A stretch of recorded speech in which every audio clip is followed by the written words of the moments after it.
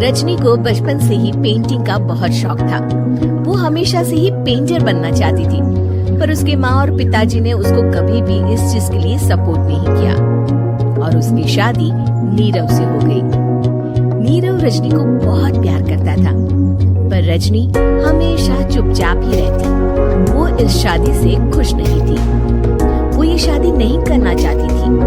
उसे तो हमेशा से पेंटर जो बनना था, अपने इस सपने को वो नहीं पूरा कर पाई, इसलिए वो हमेशा उदास रहती थी। रजनी, बहुत ही बढ़िया फिल्म लगी है, कल देखने चले? नहीं जी, कल मुझे बहुत काम है, मैं नहीं जा पाऊंगी। अच्छा तो कोई बात नहीं, संडे को चलते हैं।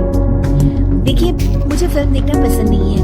आपको जाना है तो चली जाइए। नीरव को मना करके रजनी वहाँ से चली जाती है और अपने बैग को खोलकर उसमें बंद पड़े ब्रश और कलर्स को देखकर रोने लगती है। रजनी, चलो ना कहीं बाहर खाने चलते हैं, कुछ तुम्हारी पसंद का। जी, मुझे नहीं जाना, मेरी तबीयत ठीक नहीं है। रजनी वहाँ से चली जाती है। नीरव को समझ नहीं आता कि रजनी उससे इतना दूर क्यों रहती है। वो जब भी उसके साथ वक्त बिताना चाहता है, रजनी कोई ना कोई बहाना बना देती है। एक दिन घर पर कोई नहीं था।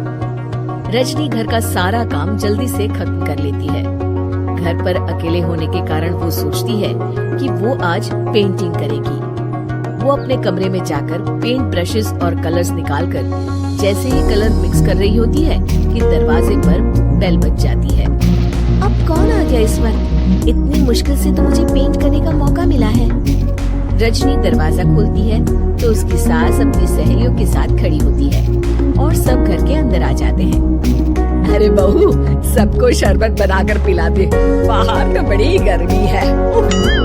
जी, रजनी पेंट ना कर पाने से उदास हो जाती है। उसे गुस्सा भी आ रहा होता है कि उसने इस शादी के लिए हाँ क्यों कह दी। वो रसोई में जा रही होती है कि उसकी सास उसे रोकती है।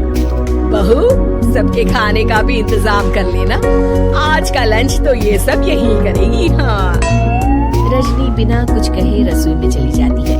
सबके लिए खाना बनाती है। सब खाना खाते हैं और रजनी घड़ी देखती है कि ये सब कब जाएंगे ताकि वो अपनी पेंटिंग कर सके। जब शाम होती है तब सब चले जाते हैं अपने घर। अरे बहू, सब तेरे खाने की तो बहुत तारीफ कर रहे थे, सबको बहुत अच्छा लगा खाना।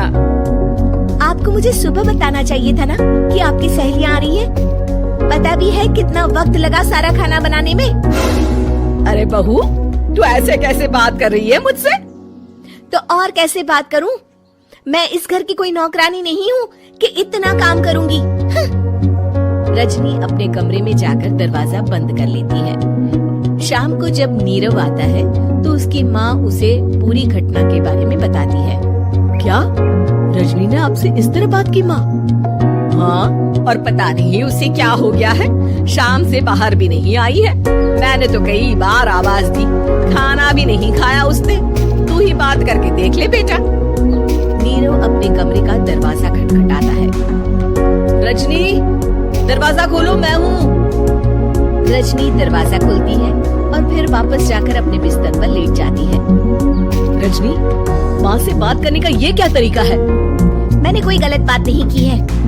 अरे तुम क्यों ऐसे बर्ताव कर रही हो सबके साथ? क्या तुम इस शादी से खुश नहीं हो?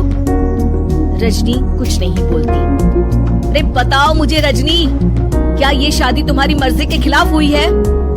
हाँ, मैं ये शादी कभी नहीं करना चाहती थी। तुमसे क्या, मैं किसी से भी शादी नहीं करना चाहती थी। रजनी रोने लगती है। चुप हो जाओ रजनी, बताओ मुझे, तुम क्यों नहीं करना चाहती थी शादी? रजनी बेड के नीचे से अपने पेंटिंग्स, कलर्स, ब्रश, पेपर्स निकालती है। इतने में उसकी सास भी कमरे में आ जाती है। ये देख रहे हो, ये थे मेरे सपने। मैं पेंटर बनना चाहती थी, पर माँ पापा ने कभी सपोर्ट नहीं किया और मेरी शादी करवा दी। मेरे सारे सपने टूट गए। हर वक्त बस गुस्सा आता रहता है मुझे। मैं जानती हूँ कि आप लोगों की इसमें कोई गलती नहीं है, पर मैं क्या करूँ, मुझे समझ में नहीं आता।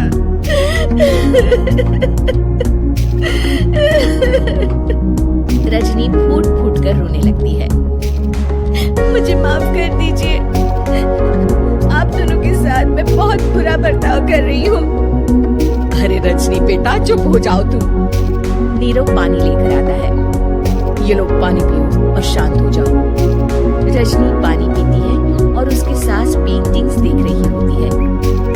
अरे नीरव, हमें तो पता ही नहीं था कि हमारी बहू कलाकार है। अरे कितनी अच्छी पेंटिंग्स बनाई है, देखो तो। ये वाली तो मैं अपने कमरे में ले जाऊंगी। आपको ये पेंटिंग्स अच्छी लगी? अच्छी नहीं, बहुत अच्छी लगी। और तुमने हमें बताया क्यों नहीं? तुम जब चाहे पेंटिंग कर सकती हो रजनी। हम तुम्हारे सपनों को पूरा करने में तुम्हारा पूरा साथ देंगे। हाँ बेटा, हम कला की कद्र करते हैं। हम कलाकार तो नहीं, पर मुझे गर्व है कि मेरी बहू एक कलाकार है। रजनी, नीरव और सास तीनों हंस पड़ते हैं।